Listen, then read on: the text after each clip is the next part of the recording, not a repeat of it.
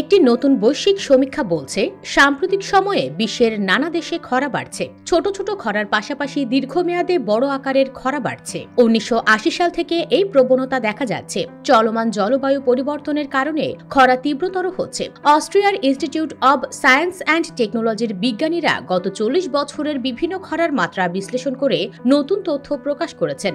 এসব খরার পেছনে মানবসৃষ্ট জলবায়ু পরিবর্তনের প্রভাব চোখে পড়ছে। সমীক্ষায় দেখা যায় ১৯৮০ সাল থেকে বিভিন্ন খরাপীড়িত অঞ্চলের অবস্থা খারাপ হচ্ছে। বছরের পর বছর এসব এলাকায় নতুন করে অতিরিক্ত ৫০,০০০ বর্গ কিলোমিটার এলাকায় খরা ছড়িয়ে পড়েছে। খরার এলাকা সম্প্রসারণের কারণে বিভিন্ন এলাকার বাস্তুতন্ত্র, কৃষি ও শক্তি উৎপাদনের ব্যাপক ক্ষতি হয়েছে। বিজ্ঞানী ফ্রান্সিসকো পেলিসিউটি বলেন, ১৯৮০ সাল থেকে প্রতি বছর বিভিন্ন খরাপীড়িত অঞ্চলের এলাকা বেড়েছে।